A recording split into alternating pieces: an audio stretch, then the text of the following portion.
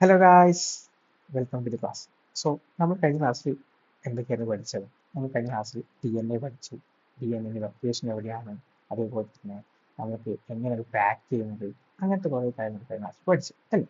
So നമ്മൾ ഇന്ന് next പാർട്ടിലേക്ക് പോകാം. അപ്പോൾ ഇത് കഴിഞ്ഞ പാർട്ട് കാണാത്തവർ അത് കണ്ടിട്ട് ഇങ്ങോട്ട് വരും, കുറച്ചും കൂടെ നന്നായിട്ട് മനസ്സിലാവുന്നുണ്ട്. ഓക്കെ, സോ ഈ പാർട്ട് നമ്മൾ ഹ്യൂമൻ ക്രോമസോം, അതേപോലെ തന്നെ ജനറ്റിക് ഡിസോർഡേഴ്സ്, അങ്ങനത്തെ കുറച്ച് കാര്യങ്ങൾ പറ്റി പഠിക്കുന്നു. ഓക്കെ, സോ ഹ്യൂമൻ ക്രോമസോം എന്ന് പറയുന്ന സമയത്ത് നമുക്ക് എത്ര ക്രോമസോം ആണുള്ളത് ഹ്യൂമൻസിൻ്റെ അകത്ത്? നമുക്ക് 46 ക്രോമസോമാണ് ഹ്യൂമണിനകത്ത്. 46 ക്രോമസോം. ഈ 46 ക്രോമസോമിൽ 23 ഫാദറിൻ്റെ അടുത്തുനിന്ന്, അതേപോലെ തന്നെ 23 മദറിൻ്റെ അടുത്തുനിന്നാണ് നമുക്ക് കിട്ടുന്നത്. ഓക്കെ, അപ്പോൾ ഈ ഹ്യൂമൻ ക്രോമസോം രണ്ടായിട്ട് ഡിവൈഡ് ചെയ്തിട്ടുണ്ട്. ഒന്നാമത് സൊമാറ്റിക് ക്രോമസോം, അതേപോലെ തന്നെ രണ്ടാമത് സെക്സ് ക്രോമസോം എന്ന് പറയും. ഓക്കെ, അപ്പോൾ എന്താണ് സൊമാറ്റിക് ക്രോമസോം? സൊമാറ്റിക് ക്രോമസോം എന്ന് പറഞ്ഞാൽ നമ്മുടെ ഫിസിക്കൽ ക്യാരക്ടേഴ്സിനെ കൺട്രോൾ ചെയ്യുന്ന ആൾക്കാരാണ് സൊമാറ്റിക് ക്രോമസോം. ഓക്കെ, അതേപോലെ തന്നെ ഇവർ ഹോമോലോഗസ് ക്രോമസോംസ്. അപ്പോൾ ഈ ഹോമോലോഗസ് ക്രോമസോം എന്ന് പറഞ്ഞാൽ ഇപ്പോൾ ഇപ്പോൾ നമുക്കവിടെ 22 ക്രോമസോംസ് ഉണ്ട്. അപ്പോൾ ഇതിൽ ഓരോ ക്രോമസോമും ഒന്ന് അച്ഛൻ്റെ അടുത്തും ഒന്ന് അമ്മേൻ്റെ അടുത്താണ് വരുന്നത്. ഓക്കെ, അപ്പോൾ നമ്മളിത് ഫാദറിൻ്റെ അടുത്താണെങ്കിൽ ഇത് മദറിൻ്റെ അടുത്ത്. അപ്പോൾ ഏകദേശം ഇത് രണ്ടും സിമിലർ ആയിട്ട് വരുന്ന ആൾക്കാർ, അപ്പോൾ ഒരു ഐഡന്റിക്കൽ പെയർ ആയിട്ട് വരുന്ന ക്രോമസോംസ് ആണ് എന്തായിട്ട് മാറുന്നത്? Homologous chromosome. ഇപ്പം ഇതിപ്പോൾ ജസ്റ്റ് ഒരു നമ്മുടെ ഒരു കണ്ണിൻ്റെ നിറ നിറ ബ്ലാക്ക് കളർ ആയി വരാനുള്ള ജീനാണ് വിചാരിച്ചു. അപ്പോൾ ഫാദറിൻ്റെ അടുത്തുനിന്ന് വന്നു, മദറിൻ്റെ അടുത്തുനിന്ന് വന്നു. അപ്പോൾ അതേപോലെ തന്നെ ഒരു സിമിലർ ആയിട്ട് ഏകദേശം സിമിലർ ആയി വരുന്ന ക്രോമസോം പെയർ ആയിട്ട് ഫോം ചെയ്യുന്നതാണ് ഹോമോലോഗസ് ക്രോമസോം വരുന്നത്. ഇപ്പൊ ഈ ക്രോമസോം നോക്കിയാൽ ഇത് രണ്ട് ഏകദേശം സിമിലർ ആണ്. ഇതും സിമിലർ ആണ്, ഇതും സിമിലർ ആണ്, ഇതും സിമിലർ ആണ്. അപ്പൊ ഏകദേശം സിമിലർ ആയിട്ട് വരുന്ന എല്ലാ ക്രോമസോംസും ഒരുമിച്ച് ചേരും. ആ ക്രോമസോംസ് നമ്മൾ ഹോമോലോഗസ് ക്രോമസോം വരും. അപ്പൊ നമുക്കിവിടെ 22 പെയർ ഹോമോലോഗസ് ക്രോമസോംസ് ആണ്. അപ്പൊ ഇതിൽ ഓരോന്നും ഒരു ക്രോമസോം ഫാദറിന്റെ അകത്തും മറ്റേ ക്രോമസോം മദറിന്റെ അകത്തുനിന്നാണ് വരുന്നത്. ഓക്കെ, സോ അതാണ് നമ്മുടെ സൊമാറ്റിക് ക്രോമസോം എന്ന് പറഞ്ഞാൽ. സൊമാറ്റിക് ക്രോമസോം എന്ന് പറഞ്ഞാൽ ഫിസിക്കൽ ക്യാരക്ടേഴ്സിനെ കൺട്രോൾ ചെയ്യുന്ന ആൾക്കാരാണ് സൊമാറ്റിക് ക്രോമസോം. അതേപോലെ തന്നെ അവർ പെയർ ആയിട്ടാണ് വരുന്നുണ്ടാവുക. അതേപോലെ തന്നെ അവർ ഹോമോലോഗസ് ക്രോമസോം ആണ്. ഒരു പേര് മദറിൻ്റെ അകത്തുനിന്നും ഒരു പേര് ഫാദറിൻ്റെ അകത്തുനിന്നുമാണ് വരുന്നത്. ഓക്കെ, സോ എന്താണ് സെക്സ് ക്രോമസോം? ഇപ്പൊ നമ്മൾ ഇപ്പോൾ ഇവിടെ 22 പേരുണ്ടെന്ന് പറഞ്ഞല്ലേ. 22 × 2 എന്ന് പറഞ്ഞാൽ അത്ര 44 ആയിട്ട് വരും. നമ്മൾ നേരത്തെ പറഞ്ഞ് നമുക്ക് ഹ്യൂമൻസിൻ്റെ അകത്ത് 46 ക്രോമസോം ഉണ്ട്, പക്ഷേ ഇവിടെ എത്ര ആയിട്ടേ ഉള്ളൂ? 44 ആയിട്ടേ ഉള്ളൂ. ഇപ്പൊ രണ്ട് ക്രോമസോം കൂടെ, അതായത് ഒരു പേരും കൂടെ കിട്ടാനുണ്ട് അല്ലേ. അപ്പൊ ആ ഒരു പേരാണ് സെക്സ് ക്രോമസോം. അപ്പൊ ഈ സെക്സ് ക്രോമസോം എന്ന് പറഞ്ഞാൽ എന്താ? നമ്മുടെ സെക്സിനെ ഡിറ്റർമിൻ ചെയ്യുന്ന ആൾക്കാരാണ് ആര്? Sex chromosome. അതായത് മെയിൽ ആണോ അല്ലെങ്കിൽ ഫീമെയിൽ ആണോ ഐഡന്റിഫൈ ചെയ്യുന്ന ക്രോമസോംസ് ആണ് ആര്? Sex chromosome. ഇപ്പൊ സെക്സ് ക്രോമസോമിനകത്ത് നമുക്ക് XX ഉണ്ട്, XY ഉണ്ട്. ഇപ്പൊ XX ആണെങ്കിൽ എന്താണ്? അത് ഫീമെയിലാണ്. XY ആണെങ്കിലോ അത് മെയിലാണ്. ഓക്കെ, ഇപ്പൊ 44 പ്ലസ് XX ആണെങ്കിൽ ഫീമെയിലും 44 പ്ലസ് XY ആണെങ്കിൽ അത് മെയിലും ആവും. ഓക്കെ, അതേപോലെ തന്നെ നമ്മുടെ എക്സ് ക്രോമസോം ഉണ്ട്, അത് Y ക്രോമസോമിനേക്കാളും വലിപ്പം കൂടുതൽ. അപ്പം Y ക്രോമസോം എന്താണ്? എക്സ് ക്രോമസോമിനേക്കാളും സ്മോളർ ആണ്. Y ക്രോമസോം എക്സ് ക്രോമസോമിനേക്കാളും സ്മോളർ ആണ്. അതേപോലെ Y ക്രോമസോമിലെ SRY ജീൻ, Y ക്രോമസോമിന്റെ മുകളിൽ SRY ജീനാണ് നമ്മുടെ ടെസ്റ്റിസിന്റെ ഒക്കെ ഡെവലപ്മെന്റിന് സഹായിക്കുന്നത്. അപ്പൊ ഹ്യൂമൻ ക്രോമസോം എന്ന് പറഞ്ഞാൽ 46 നമ്പേഴ്സ് ആണുള്ളത്. അതിൽ 23 പേര് ഫാദറിനകത്തും 23 പേർ മദറിനകത്തുനിന്ന് വരുന്നത്. ഹ്യൂമൻ ക്രോമസോം രണ്ടായിട്ട് ഡിവൈഡ് ചെയ്തിട്ടുണ്ട്. ഒന്ന് സൊമാറ്റിക് ക്രോമസോം, അതേപോലെ തന്നെ സെക്സ് ക്രോമസോം. എന്താണ് സൊമാറ്റിക് ക്രോമസോം?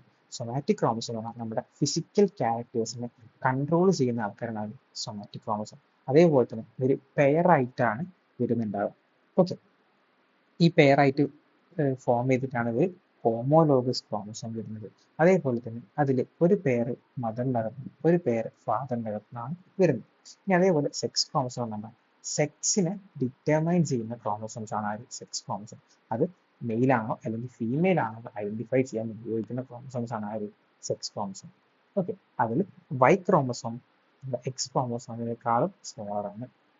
അതേപോലെ തന്നെ Y ക്രോമസോമിലെ SRY ജീനാണ് എന്തിന് റെസ്പോൺസിബിൾ? ടെസ്റ്റിസിന് ഡെവലപ്മെന്റിനൊക്കെ റെസ്പോൺസിബിൾ. ഓക്കെ, ഓക്കെ ആണോ? ഓക്കെ, സോ നമുക്ക് നെക്സ്റ്റ് ടോപ്പിക്കിലേക്ക് പോയാലോ. ഇപ്പോൾ നമ്മൾ ജനറ്റിക്കിൽ ഒരുപാട് ഡിഫക്ട്സ് വരുന്നുണ്ട് അല്ലേ. അപ്പോൾ ആ ജനറ്റിക് ഡിഫക്ട്സ് വരുമ്പോൾ അത് വേറൊരു അസുഖത്തിലേക്ക് കൺവേർട്ട് ആവാൻ സാധ്യത, ഇപ്പോൾ ജനറ്റിക് ഡിസോർഡേഴ്സ് ഒക്കെ വരാൻ സാധ്യതയുണ്ട്. നമ്മുടെ നോർമൽ ഹ്യൂമൻ ബീങ് എങ്ങനെയാണ് വരുന്നത്? 44+XX. അപ്പോൾ 44+XX എന്നാൽ അത് ഫീമെയിൽ ആണ്. അതേപോലെ തന്നെ 44+XY എന്ന് പറഞ്ഞാലും അത് മെയിൽ ആണ്. ഇതാണ് നോർമൽ കോൺസ്റ്റിറ്റ്യൂൻസ്. അപ്പോൾ അതിൽ എന്തെങ്കിലും ചേഞ്ച് വന്നാൽ എന്താ, അതിലൊരു ജനറ്റിക് ഡിഫക്റ്റ് ആയി ഇപ്പോൾ ജനറ്റിക് ഡിസോർഡർ ആവാൻ സാധ്യതയുണ്ട്. ഓക്കെ, ഇപ്പൊ നമ്മളൊരു ഫീമെയിലിനെ എടുക്കാം. ഫീമെയിൽ എടുത്ത സമയത്ത് എങ്ങനെയാണ് 44+XX ആണ് വരേണ്ടത്. പക്ഷേ ഇവിടെ കണ്ടു 44+X0 ആണ് വന്നത്. അപ്പൊ ഒരു എക്സ് മിസ്സിംഗ് ആണ്. അപ്പൊ അതെന്തായി, അത് ടേണർ സിൻഡ്രോം ആയിട്ട് മാറി. അപ്പം ഫീമെയിലിനകത്ത് ഒരു എക്സ് ക്രോമസോം മാത്രമേ ഉള്ളൂ, മറ്റേത് 0 ആയിട്ട് കാണപ്പെടുകയാണ്. അതെന്താ, ടേണർ സിൻഡ്രോം ആയി.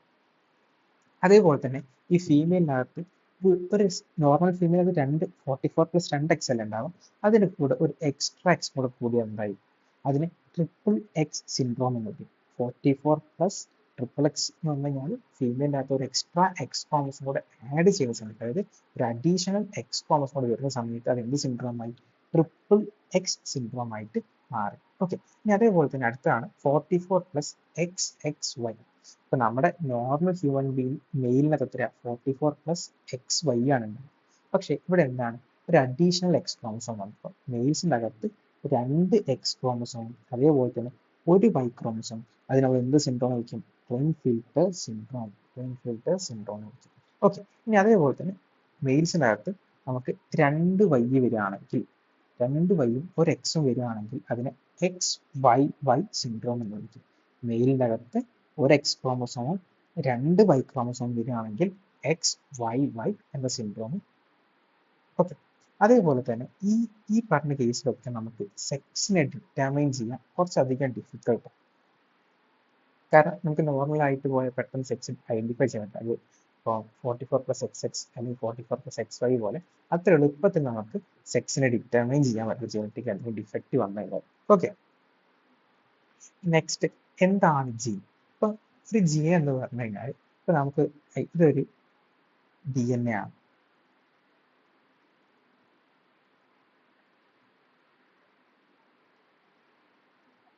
ഇതൊരു DNA ആണെങ്കിൽ അപ്പോൾ അതിന് ഒരു സ്പെസിഫിക് ആയിട്ടുള്ള ന്യൂക്ലിയോടൈഡ് ഉണ്ട്.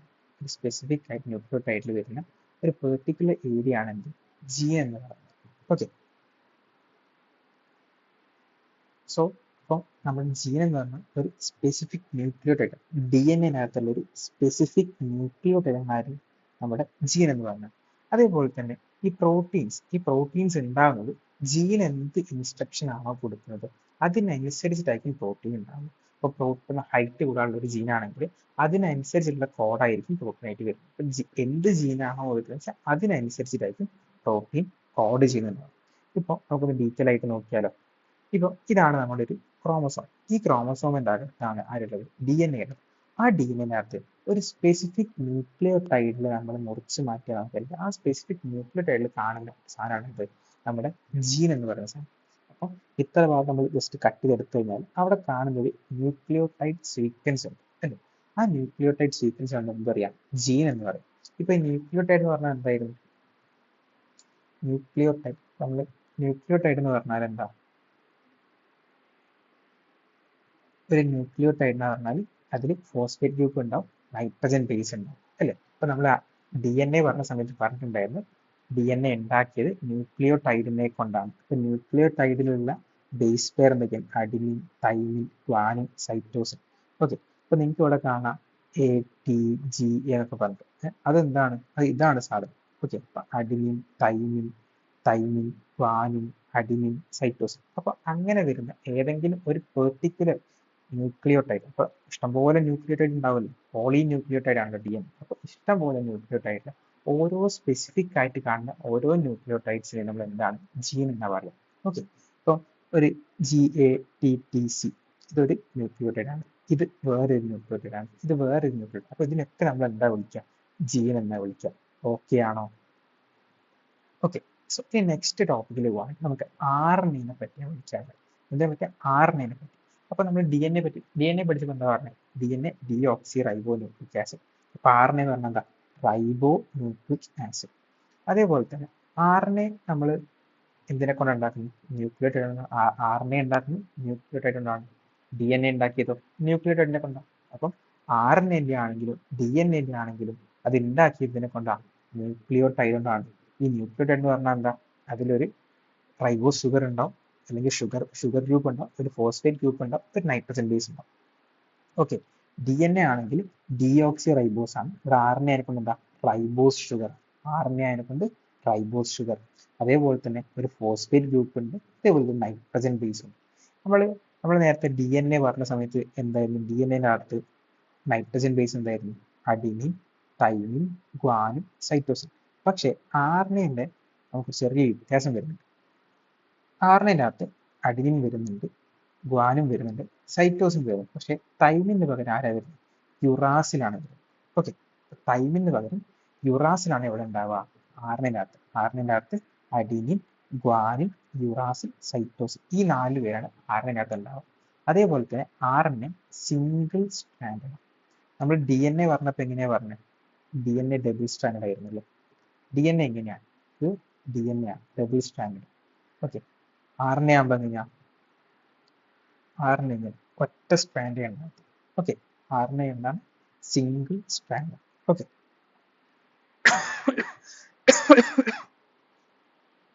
സോ RNA എന്ന് പറഞ്ഞാൽ എന്താ? റൈബോ ന്യൂക്ലിക് ആസിഡ്. RNA എന്തിനെ കൊണ്ട് ഉണ്ടാക്കിയത്? നമ്മുടെ ന്യൂക്ലിയോടൈഡ് കൊണ്ട് ഉണ്ടാക്കിയത്. ന്യൂക്ലിയോടൈഡിൽ ആരൊക്കെയാണ് ഉണ്ടാവുക? ഷുഗർ ഗ്രൂപ്പ് ഉണ്ടാവും, ഫോസ്ഫേറ്റ് ഗ്രൂപ്പ് ഉണ്ടാവും, നൈട്രജൻ ബേസ് ഉണ്ടാവും. RNA ഷുഗർ എന്താ? Ribose sugar. Okay. RNA nitrogen base ആരൊക്കെയാണുള്ളത്? അഡിനിൻ ഉണ്ട്, ഗ്വാനിൻ ഉണ്ട്, സൈറ്റോസിൻ ഉണ്ട്. തൈമിന് പകരം ആരാണ് ഉണ്ടാവുക? യുറാസിൽ. തൈമിന് പകരം യുറാസിലാണ് എവിടെ ഉണ്ടാവുക? RNA ഉണ്ടാവുക. അപ്പൊ DNA എങ്ങനെയായിരുന്നു? DNA adenine, guanine, thymine, cytosine. ഇവിടെ തൈമിന് പകരം ആര് വരും? യുറാസിൽ വരും. അപ്പൊ അഡിനിൻ, ഗ്വാനിൻ, യുറാസിൽ, സൈറ്റോസിൻ ആണ് എവിടെ വരുന്നത്? RNA. അതേപോലെ തന്നെ എന്താണ്? RNA single strand. നമുക്ക് DNA RNA ഒന്ന് ജസ്റ്റ് ഒന്ന് കമ്പയർ ചെയ്താലോ? DNA എന്താ? Double strand. DNA double strand ആണ്. RNA എന്താ? Single strand. ഓക്കെ. അതേപോലെ തന്നെ DNA ഷുഗർ എന്താ? Deoxyribose. RNA ഷുഗർ എന്താ? Ribose sugar. ഓക്കെ. ഇവിടെ നൈട്രജൻ ബേസ് എന്തൊക്കെയാ? Adenine, thymine, guanine, cytosine. ഇവിടെയോ അഡിനിൻ, തൈമിന് പകരം വരിക? Uracil, guanine, cytosine. ഓക്കെ ആണോ? ഓക്കെ. ഇവിടെ താഴെ ഒരു നമ്പർ ഓഫ് സ്ട്രാൻഡ് കാര്യം. DNA നമ്പർ ഓഫ് സ്ട്രാൻഡ് എത്രയാ? 2. RNA ഒറ്റ strand. Type of sugar molecule എത്രയാണ്? Deoxyribose. RNA ആണെങ്കിലോ റൈബോസ്. നൈട്രജൻ ബേസ് ആണ് adenine, thymine, guanine, cytosine. RNA വരുമ്പോൾ അഡിനിൻ, തൈമിന് പകരം യുറാസിൽ, ഗ്വാനിൻ, സൈറ്റോസിൻ. ഓക്കെ ആണോ? ഓക്കെ അല്ലേ? ഓക്കെ. ഇനി ഇപ്പൊ നമ്മൾ നേരത്തെ പറഞ്ഞ് പ്രോട്ടീൻ ഒക്കെ ഉണ്ടാക്കും. പ്രോട്ടീൻ എങ്ങനെയാണ്? ജീന് പറയുന്നതനുസരിച്ചിട്ടാണ് പ്രോട്ടീൻ ഉണ്ടാവാന്ന് പറയുന്നത് അല്ലേ? അപ്പൊ എങ്ങനെയാണ് ഈ ശരിക്കും പ്രോട്ടീൻ സിന്തസിസ് നടക്കുന്നത്? പ്രോട്ടീൻ എവിടെയാണ് ഉണ്ടാവുക? റൈബോസോമിന്റെ അകത്താണ് അല്ലേ? പ്രോട്ടീൻ ഉണ്ടാവുന്നത് എവിടെയാ? റൈബോസോമിന്റെ അകത്താണ് ഉണ്ടാവുക, പ്രോട്ടീൻ ഉണ്ടാവുക അല്ലേ? അപ്പൊ നമുക്ക് ജസ്റ്റ് ഒന്ന് നോക്കിയാലോ. നമ്മുടെ ഇതൊരു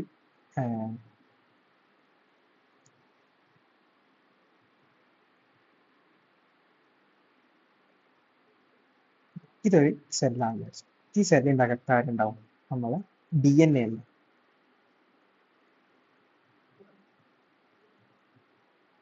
ഓക്കെ. ഇതൊരു DNA ആണ്. അപ്പൊ ഈ DNA ഓരോ സ്പെസിഫിക് ന്യൂക്ലിയോടൈഡ് കാര്യങ്ങളൊക്കെ ആണ്.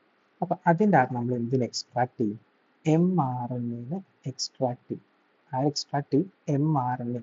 mRNA എന്ന് പറഞ്ഞാൽ എന്താ? Messenger RNA. mRNA എന്ന് പറഞ്ഞാൽ എന്താ? Messenger RNA. അപ്പൊ ഈ DNA അകത്ത് mRNA എക്സ്ട്രാക്ട് ചെയ്യുന്ന ആ പ്രോസസ് എന്താ വെച്ചാൽ ട്രാൻസ്ക്രിപ്ഷൻ. അപ്പൊ DNA അകത്ത് നിന്ന് mRNA എടുക്കുന്ന പ്രോസസ് എന്താ വിളിക്കുക? ട്രാൻസ്ക്രിപ്ഷൻ എന്ന് പറയും. അപ്പൊ ഈ നേരെ നമുക്കിപ്പോ mRNA കിട്ടി അല്ലെ? ഈ mRNA എങ്ങോട്ട് പോകുന്ന അറിയോ? mRNA നമ്മൾ നേരെ റൈബോസോമിലേക്ക് പോകും. എവിടേക്കാണ് പോകുന്നുണ്ടാവും? റൈബോസോമിലേക്ക് പോകുന്നുണ്ടാവും. ഓക്കെ. അപ്പൊ ഇതൊരു റൈബോസോമാണ്. ഈ റൈബോസോമിനകത്തേക്ക് ആര് വരും? നമ്മുടെ mRNA. ഈ mRNA നമുക്ക് റൈബോസോമിലെത്തി. അവിടെ നിന്നാണല്ലോ പ്രോട്ടീൻ ഉള്ളത്, അതുകൊണ്ടാണ് റൈബോസോമിലേക്ക് പോകുന്നത്. അതേപോലെ ഇവിടുന്ന് നമ്മുടെ ഒരു ട്രാൻസ്ഫർ RNA എന്ന് പറഞ്ഞ tRNA, ട്രാൻസ്ഫർ RNA എന്ന് പറഞ്ഞ tRNA ആരെ കൊണ്ടുവരും? അമിനോ ആസിഡ്സിനെ കൊണ്ടുവരും. എങ്ങോട്ട്? റൈബോസോമിലേക്ക്. അപ്പോൾ DNA-നകത്ത് നിന്ന് നമ്മൾ ആരെ വേർതിരിച്ചു? mRNA വേർതിരിച്ചെടുത്തു. ആ ഒരു പ്രോസസ്സിനാണ് എന്ത് വിളിക്കുക? ട്രാൻസ്ക്രിപ്ഷൻ എന്ന് പറയും. ആ ട്രാൻസ്ക്രിപ്ഷൻ വഴി കിട്ടിയ mRNA നമ്മൾ എവിടേക്ക് കൊണ്ടുവന്നു? റൈബോസോമിലേക്ക് കൊണ്ടുവന്നു. ഓക്കെ, ഈ റൈബോസോമിലേക്ക് എത്തി. ഈ റൈബോസോം എത്തിക്കഴിഞ്ഞാൽ നമുക്ക് പ്രോട്ടീൻ ഉണ്ടാക്കാൻ ആര് വേണം? അമിനോ ആസിഡ്സ് വേണം. അപ്പോൾ പ്രോട്ടീൻ്റെ ഓരോ ചെറിയ ചെറിയ മോളിലാണ് ആര്? Amino acids. അപ്പം ഈ അമിനോ ആസിഡ്സിനെ കൊണ്ടുവരുന്ന ആളാണ് ആര്? ട്രാൻസ്ഫർ RNA, അതായത് tRNA ആണ് അമിനോ ആസിഡ്സിനെ കൊണ്ടുവരുന്നത്, റൈബോസോമിലേക്ക് കൊണ്ടുവരും. അങ്ങനെ ഈ റൈബോസോമിലേക്ക് ആര് വരും? അമിനോ ആസിഡ്സ് വരും.